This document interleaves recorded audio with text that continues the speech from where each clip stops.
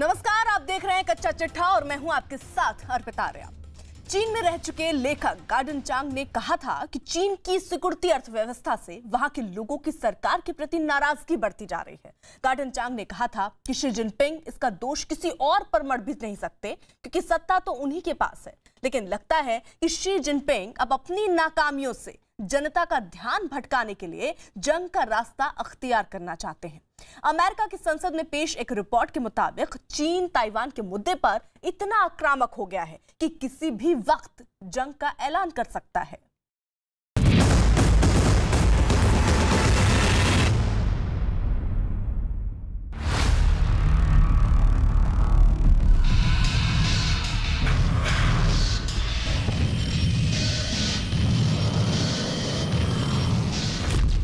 समंदर में चीन की घेराबंदी शुरू। महासागर में चीन की जल समाधि। अब की बार चीन पर तगड़ा प्रहार। सत्ता और शक्ति के नशे में चूर शी जिनपिंग पूरी दुनिया को अपनी मुट्ठी में भर लेना चाहते हैं। शी जिनपिंग सुपर पावर का तमगा हासिल कर इतिहास के पन्नों में अपना नाम दर्ज कराना चाहते हैं। लिहाजा चीन की कम्युनिस्ट सरकार विस्तारवाद के एजेंडे पर चल रही है, तो उसकी इसी विस्तारवाद की हवा निकालने के लिए अमेरिका ने कमर कस ली है। जमीन से लेकर समंदर तक अमेरिका चीन की घेराबंदी कर रहा है। उसके खिलाफ एक ऐसा चक्रव्यूह तैयार कर रहा है जिसमें फंसने के बाद चीन की बौखलाहट बढ़ती जा रही है।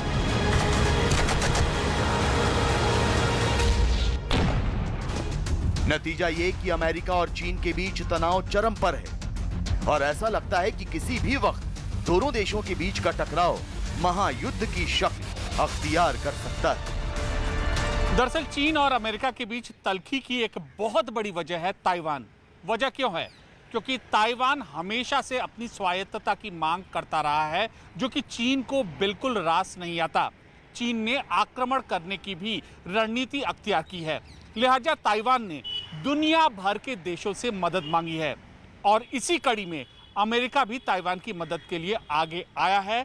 और जब ऐसा हुआ तो चीन और अमेरिका के जो व्यापक जो उनके इंटरेस्ट थे, आक्रामक होके अपना यूएसएस जॉन फिन डिस्ट्रॉयर, जो कि किसी भी प्रकार की आईसीबीएम मिसाइल या कोई भी छोटी मोटी मिसाइल को सटीक तरीके से डिस्ट्रॉय कर देता है, ऐसा एयर डिफेंस सिस्टम लिए जहाज पानी में उतार दिया। हालांकि चीन ने इसका पीछा किया, लेकिन यूएसए बिल्कुल नहीं घबराया। घबराया तो चीन, क्योंकि चीन को अब समझ में नहीं आ रहा कि यूएसए के इस आक्रामक तेवर को कैसे निपटे। पूर्वी एशिया का द्वीप ताइवान अपने आसपास के कई द्वीपों को मिलाकर चीन गणराज्य का अंग है। इसका मुख्यालय ताइवान द्वीप और राजधानी ताइपे है। चीन ताइवान को अपना हिस्सा मानता है, जबकि ताइवान खुद को आजाद देश समझता है। 1949 से ही दोनों देशों के बीच तनातनी चली आ रही है, लेकिन चीन में शी जिनपिंग के नेतृत्व में कम्युनिस्ट सरकार अब ताइवान के साथ जोर आजमाइश करने लगी है। यही वजह है कि अमेरिका को इस मामले में हस्तक्षेप करना पड़ा और अपनी ताकत दिखानी पड़ी। अब सवाल ये कि चीन जब खुद को इतना ताकतवर समझता है तो अमेरिका के एक जंगी जहाज से क्यों डर गया? दरअसल ये तीसरी बार है जब ताइवान जल डमरू मध्य में अमेरिका का कोई जंगी जहाज गश्त करता देखा गया हो। 4 फरवरी को अमेरिका का जंगी जहाज यूएसएस जॉन एस मकेन यहां गश्त करता नजर आया था, जबकि 25 फरवरी को अमेरिका का जंगी जहाज यूएसएस कर्टिस विल्बर यहां मौजूद था।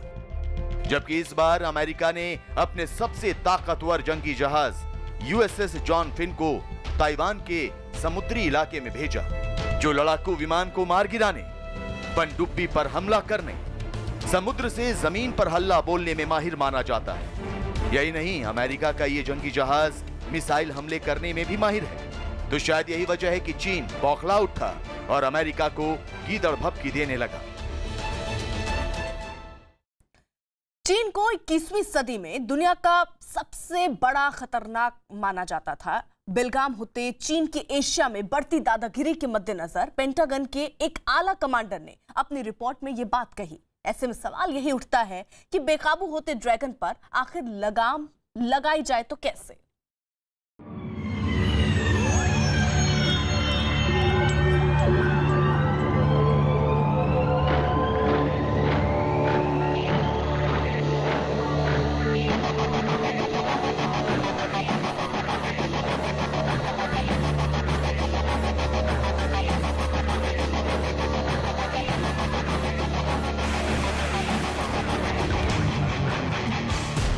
चीन दुनिया का सबसे बड़ा खतरा।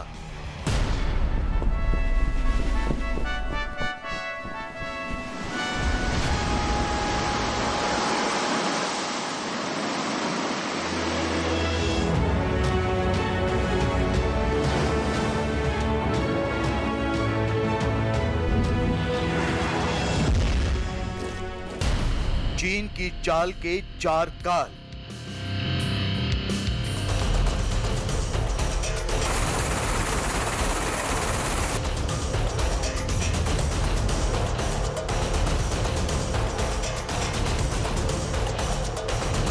मिनी नाटो से डरता है ड्रैगन।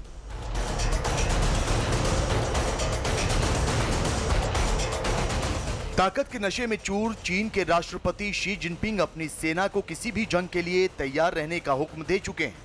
दुनिया की महाशक्ति बनने का सपना देखने वाले शी जिनपिंग बार बार जंग की धौंस के साथ पड़ोसी मुल्कों पर रौब गांठने की फिराक में भी रहते हैं। शी जिनपिंग हर मुमकिन तरीके से भारत और अमेरिका जैसे ताकतवर देशों को चुनौती देने के मिशन पर लगे हुए हैं और यह सिलसिला पिछले कई महीनों से चल रहा है। मगर लगता है कि शी जिनपिंग का सपना टूटने लगा है, क्योंकि बीजिंग से करीब 11,000 किलोमीटर से ज्यादा की दूरी पर बसे वॉशिंगटन को अब उस मंसूबे का अंदाजा हो गया है जिसका सपना शी जिनपिंग की आंखों के पीछे छिपा हुआ है। अमेरिका के पेंटागन को अब शी जिनपिंग की बिछाई बिसात समझ में आने लगी है। तभी तो अमेरिका की नौसेना के एडमिरल फिल डेविडसन ने अपनी एक रिपोर्ट में साफ कर दिया है कि चीन आखिर है क्या और वो चाहता क्या है। The Indo-Pacific is the most consequential region for America's future and remains the United States priority theater. The region itself contains 4 of the 5 priority security challenges identified by the Department of Defense: China, Russia, North Korea, as well as violent extremist organizations. ये हिंद प्रशांत कमान के अमेरिकी commander admiral fill Davidson हैं, जिन्होंने चीन के बारे में एक रिपोर्ट अमेरिकी सांसदों के सामने रखी। उस रिपोर्ट के खुलासे को सुनकर अमेरिका समेत पूरी दुनिया चौंक उठी है। एडमिरल फिल डेविडसन ने कहा कि चीन 21वीं सदी में सबसे बड़ा खतरा पैदा कर रहा है। चीन ने दक्षिण एशिया समेत दुनिया भर में अपने विस्तारवादी रवैये को बढ़ाना शुरू कर दिया है। उसकी इसी नीति से कई देशों के सामने सामरिक खतरा पैदा हो गया है। अमेरिका के चीन के साथ तनावपूर्ण रिश्ते चल रहे हैं।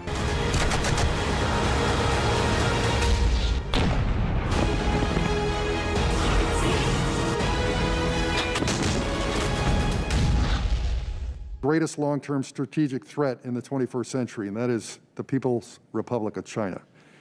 In stark contrast to our free and open vision, the Communist Party of China promotes a closed and authoritarian system. अमेरिकी कमांडर के मुताबिक चीन की आर्मी का आकार लगातार बढ़ता जा रहा है। खास तौर पर हिंद प्रशांत क्षेत्र के अलावा दक्षिण चीन सागर के इलाके में चीन की नौसेना लगातार अपनी दादागिरी दिखाने की कोशिश करती रहती है। चीन की इसी दादागिरी के मद्देनजर अमेरिकी राष्ट्रपति जो बाइडेन ने चीन की साजिशों से निपटने के लिए पिछले महीने ही अपनी पुख्ता तैयारियों के संकेत दे दिए थे, जब उपराष्ट्रपति कमला हैरिस के साथ पहली बार पेंटागन का दौरा किया था। राष्ट्रपति जो बाइडेन ने department of defence China task force के गठन की घोषणा की। बाइडेन ने सत्ता संभालने के बाद सिर्फ 2 स्पेशल टास्क फोर्स बनाई हैं। पहली टास्क फोर्स कोरोना वायरस के खिलाफ स्ट्रेटेजी तैयार करेगी, जबकि दूसरी चीन से निपटने का प्लान और इस पर अमल की रणनीति तैयार करेगी। बाइडेन ने साफ पैगाम दे दिया है कि चीन अब जो कुछ भी करेगा उसे अमेरिकी घेराबंदी का सामना करना पड़ेगा। चीन की इन्हीं गतिविधियों के कारण इंडो पैसिफिक रीजन के अंदर अशांति फैल चुकी है। ताइवान, हांगकांग, तिब्बत, शिनजियांग जो कि चीन के आसपास हैं, वो भी चीन की सैन्य शक्ति और चीन की तानाशाही सरकार से घबराए हुए हैं। पहले बाजार, फिर कारोबार और उसके बाद अपनी फौजी ताकत बढ़ाकर चीन को गुमान होने लगा कि वो पूरी दुनिया पर हुकूमत भी कर सकता है। लिहाजा शी जिनपिंग ने ये मुगालता पाल लिया कि वो सिकंदर बनकर दुनिया के ताकतवर मुल्कों को घुटने टेकने पर मजबूर कर सकते हैं। मगर शी जिनपिंग की इसी विस्तारवादी सोच के खिलाफ भारत, अमेरिका, जापान और ऑस्ट्रेलिया ने एक ताकतवर गठबंधन तैयार कर लिया है जिसे क्वाड कहा जाता है, जिसने पिछले 5 महीनों के दौरान कई बार चीन को उसकी औकात दिखाकर उसकी बनी बनाई बिसात को बिगाड़ दिया है। सचमुच अगर इस वक्त चीन की सबसे बड़ी चिंता का कोई सबब है तो वो है यही क्वाड, जिसे मिनी नाटो भी कहा जाता है। शुक्रवार को क्वाड देशों के 4 बड़े नेताओं की मीटिंग होने जा रही है।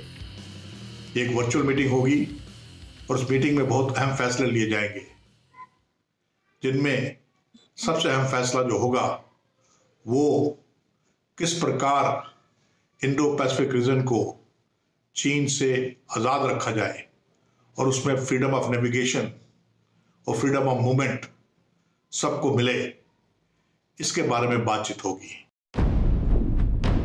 पेंटागन में एडमिरल फिल डेविडसन की चीन पर पेश की गई रिपोर्ट से एक तरह से क्वाड की बैठक से ठीक पहले चीन को जोर का झटका बहुत जोर से लगा है। क्वाड में शामिल देशों की इस अहम बैठक में चीन के खिलाफ मोर्चा खोलने पर बातचीत हो सकती है। हिंद महासागर इलाके को पूरी तरह आजाद रखने की दिशा में बढ़ने का रोड मैप भी इस मीटिंग में तैयार किया जा सकता है। इसके अलावा प्रशांत और दक्षिण चीन सागर में चीन की मनमानियों पर मंथन भी हो सकता है। बहरहाल पेंटागन की ओर से जारी रिपोर्ट में अमेरिका का संदेश साफ है, बल्कि यह भी कहा जा सकता है कि सधे अल्फाज में यह चीन को चेतावनी भी है।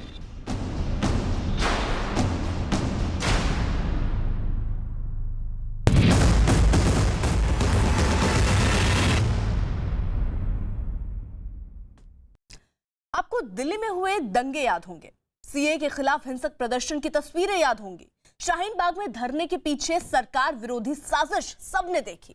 पिछले साल हाथरस में रेप के बाद एक लड़की की हत्या को लेकर मचा हंगामा भी देखा। इन सब के पीछे बार बार एक नाम आया, पीएफआई यानी popular front of India. Bharat के नाम पर अपने संगठन का नाम रखने वालों ने भारत के खिलाफ विदेशों से 1-2 करोड़ नहीं 100 करोड़ रुपए जुटाए। न्यूज 18 को ईडी की वो चार्जशीट मिली है जिसमें लिखा है कि पीएफआई ने खाड़ी देशों से व्यापार के नाम पर रुपए लिए और उन पैसों से भारत में हिंसा और दंगों का बिजनेस फैलाया।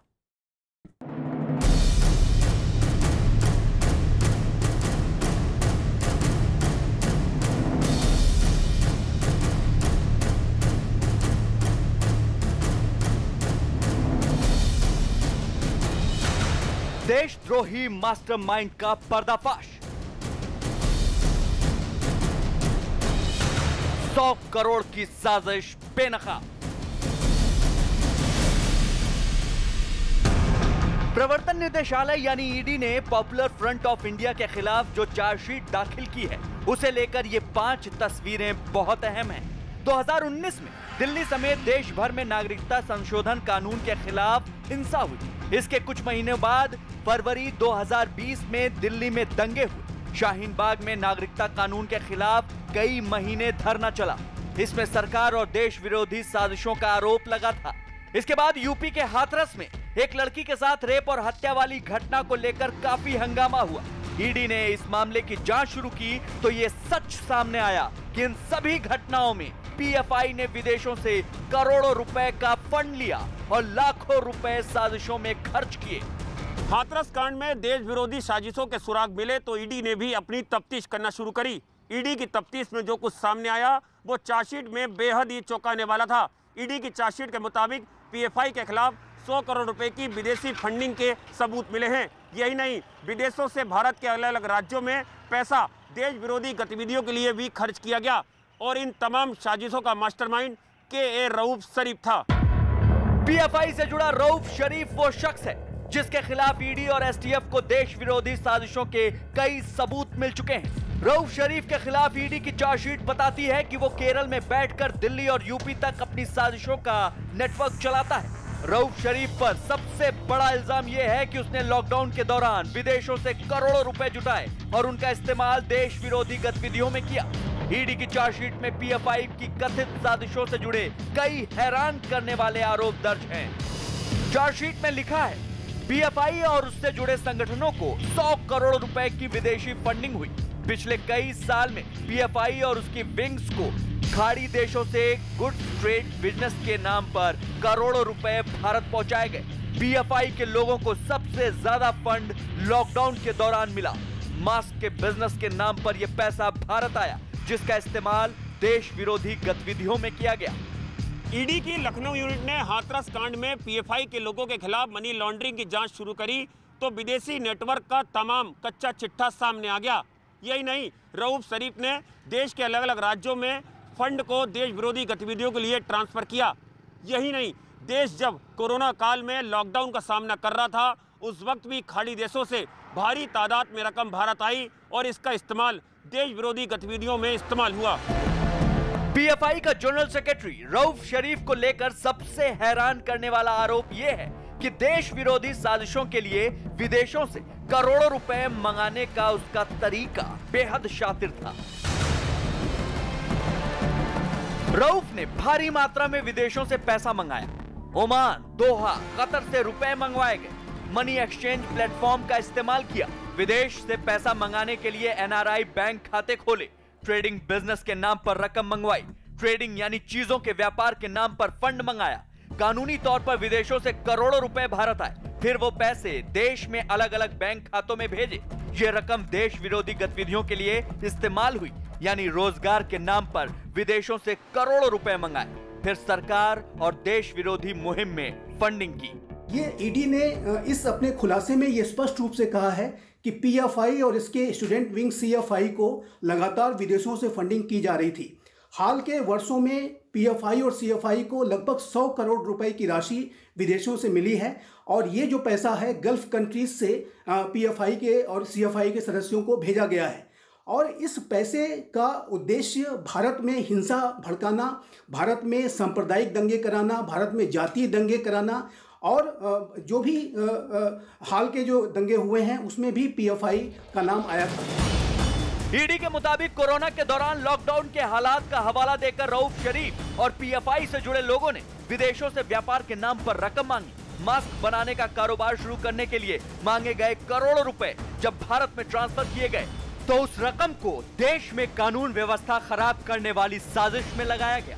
कट्टरपंथी सोच वाले संगठन पीएफआई से जुड़े लोगों ने इसे टेरर फंडिंग तक में इस्तेमाल किया। यूपी के हाथरस कांड में जब मथुरा जा रहे पीएफआई के कुछ लोगों को गिरफ्तार किया गया, तभी से ये संगठन ईडी की रडार पर आया। ईडी की चार्जशीट के मुताबिक साल 2013 में केरल पुलिस ने केरल की एक बिल्डिंग में जब सर्च ऑपरेशन किया तो वहां से भारी तादाद में बम बनाने का सामान बरामद हुआ। इस मामले की जांच एनआईए को सौंपी गई। एनआईए के तफ्तीश में सामने आया कि इस बिल्डिंग में पीएफआई ने एक आतंकी कैंप खोल रखा था। इस बिल्डिंग का मालिक भी पीएफआई का एक सक्रिय सदस्य था। इस मामले में एनआईए ने 22 लोगों को गिरफ्तार किया, जिनके खिलाफ चार्जशीट भी दाखिल की गई।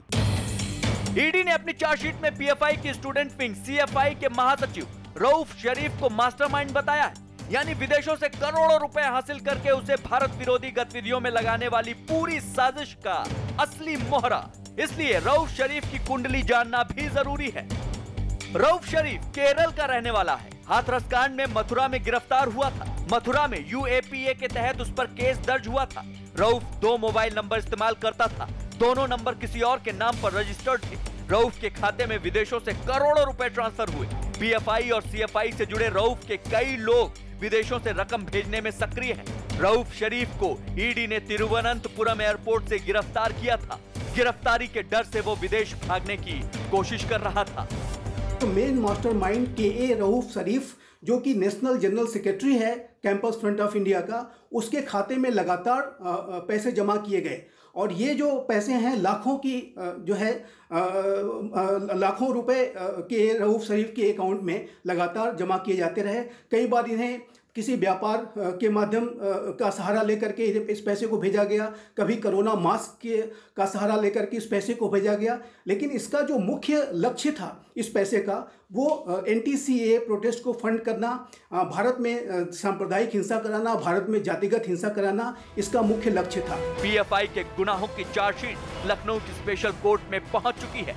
अब विदेशों से मिली एक एक पाई का हिसाब देना होगा और देश विरोधी साजिशों की पूरी सजा भुगतनी होगी।